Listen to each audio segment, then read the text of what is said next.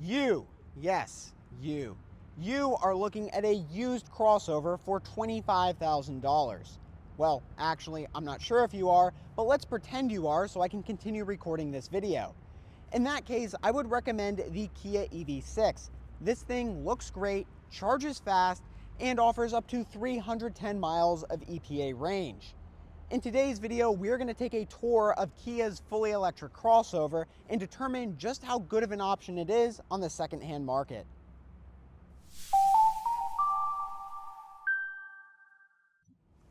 Before we start today's video, my name is Andrew Lambrecht. I'm a project engineer here at Ever, and I'm also a contributor at Inside EVs and Business Insider covering electric cars. If you're new to the channel, I recommend pressing the like and subscribe button to stay up to date with our weekly EV reviews and comparisons. Also, if you're new to the Ever brand, we are America's largest online EV retailer. Whether you're looking at upgrading to an EV or selling your current one, visit evercars.com. Now, let's check out the EV6. First things first, and that is pricing. This particular EV6 Wind sitting next to me was priced at just over $50,000 when it was brand new. It's a 2024 model year, and today it has 19,000 miles on the odometer, and it's priced at $25,500. That is basically 50% depreciation in 2 years. But the thing is, it's not like it's depreciating because it's bad or anything. In fact, it's pretty good. So let's talk about its tech specs. In terms of the design, the EV6 measures in at 184.3 inches long, making it just a little bit shorter than the Ford Mustang Mach-E and Tesla Model Y. This particular EV6 Wind rear-wheel drive makes 226 horsepower mounted on the rear, and the entire package weighs in at 4,255 pounds. It utilizes a 77.4 kilowatt-hour battery pack, and it can travel about 310 miles according to the EPA.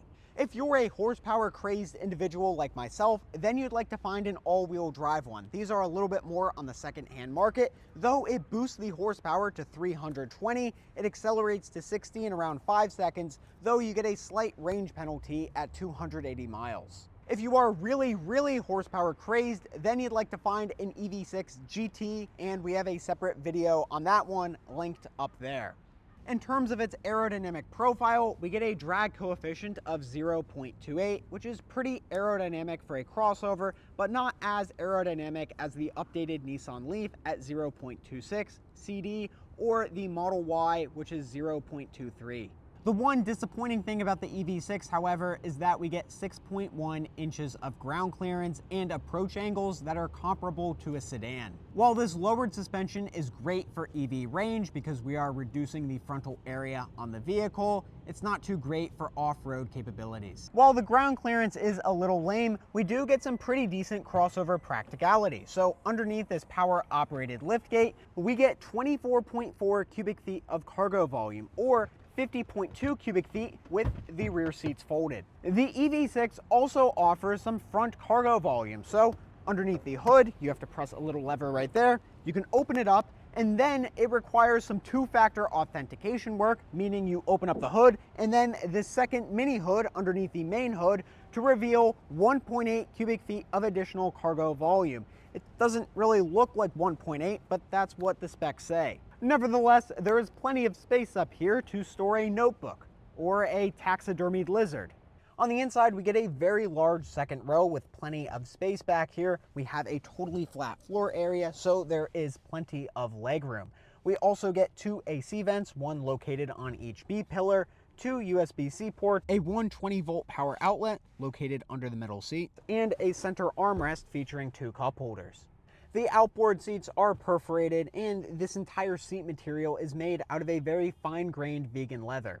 So shout out vegans. Up front, the EV6's interior is very pleasant. We get this cool floating center console, and the materials are generally pretty good. So we have soft touch up here, more soft touch in the doors, but the entire lower portion of the door panel and lower portion of the center console area is all pretty cheap plastic. But we get a lot of amenities up here, even on this Wind trim. So this Wind trim is like a mid-spec version of the EV6. It's kind of comparable in price to the SEL Hyundai Ioniq 5, which shares the exact same platform, but this actually features a better array of standard features. In addition to both the driver and passenger seats being power adjustable, they are heated and ventilated. We get a wireless phone charger, 2 USB-C ports, a USB-A port, and a 12-volt power outlet. The driver's seat has memory functionality, and we get auto wipers. The steering wheel is nicely appointed, and we get a really solid sounding 14-speaker Meridian sound system. In terms of software, the EV6's setup is pretty good.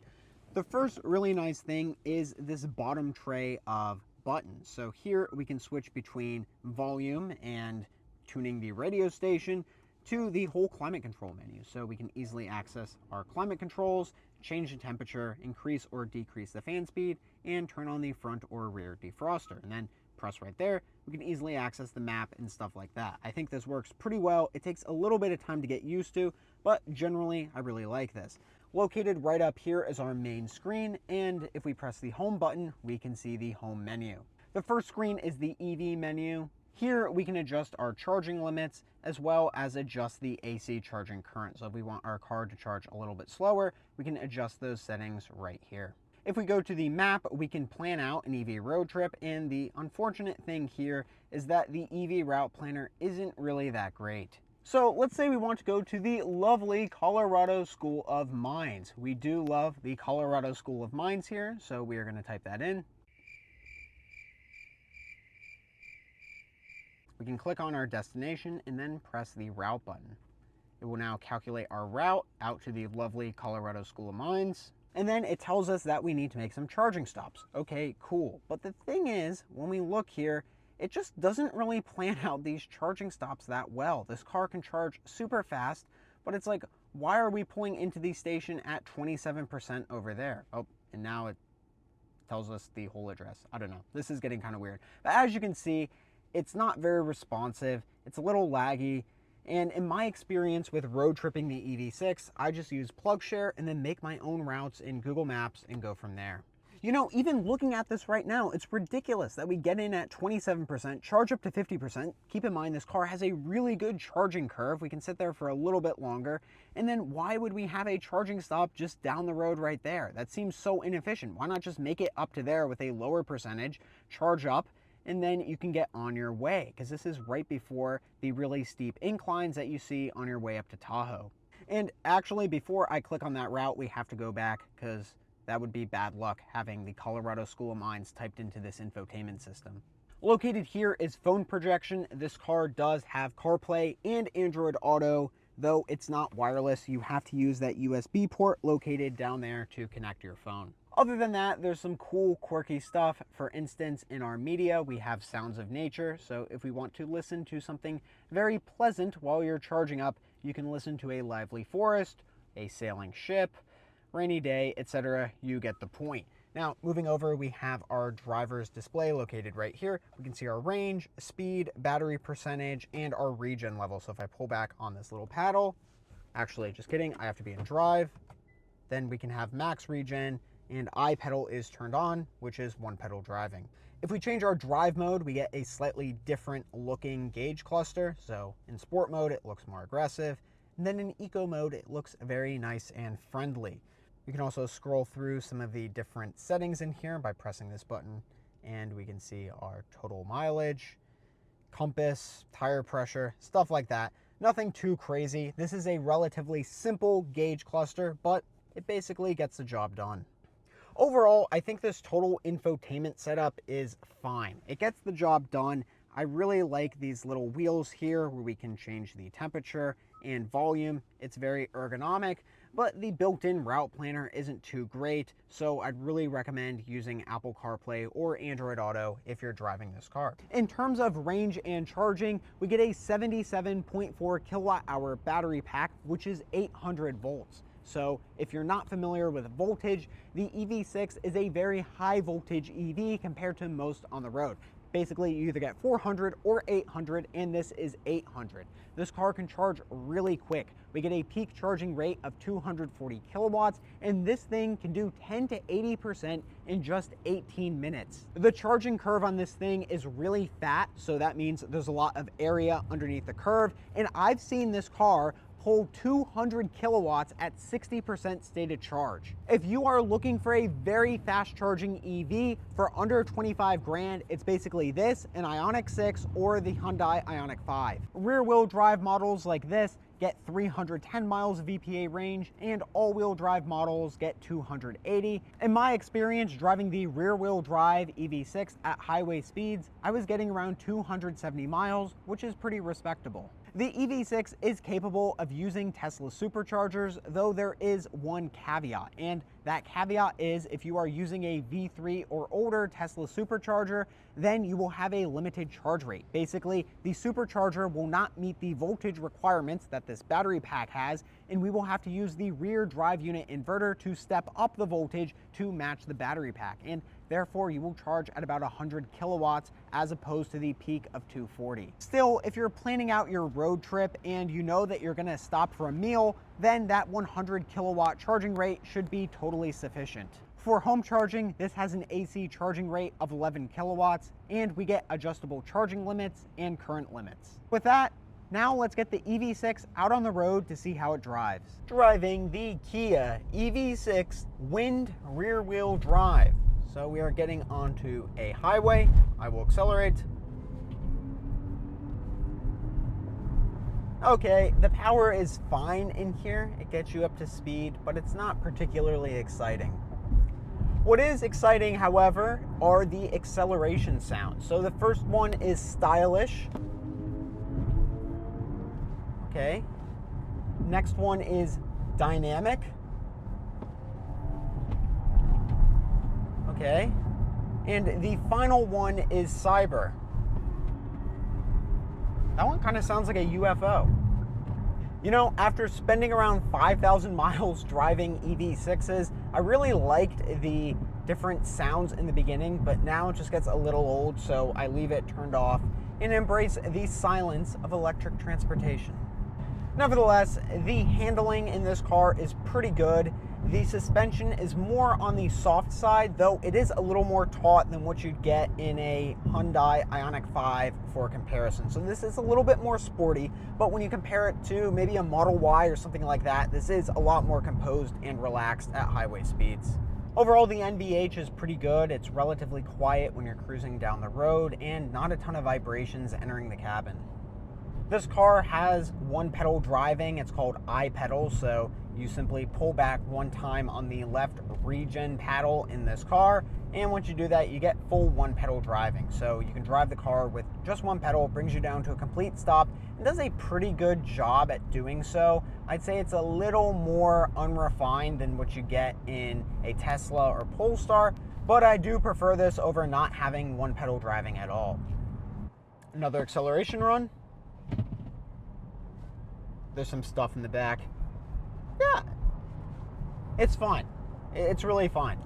The one thing I do love about the EV6, however, is that since this vehicle is rear wheel drive, you can totally disable the traction control, and this car is actually really, really fun. You can really get the rear end to come out on corners, and if you have traction control off, this car is actually very playful. As we're driving, I would be remiss to not point out HDA, and that is Highway Driving Assistant. It's the basically same system you get in Hyundai products called Hyundai Driving Assistant, and this can take over most of the driving for you when you're on highways. So right now I have this enabled, and we have adaptive cruise control, lane centering, and I can take my hands off the wheel. You can take your hands off the wheel for around 30 seconds before it will tell you to put your hands back on. I think it does a really good job, and it's nice because it's concurrent steering. So if I want to take over, I can move over to the right or left portion of the lane, then let go, and then we're centered up once again. If you get an EV6 GT or GT line, then it can do auto lane changes. So you simply put on your blinker and it can change lanes for you. But on HDA 1.0 or non 2.0, it can't do that. Just lane centering on the highway.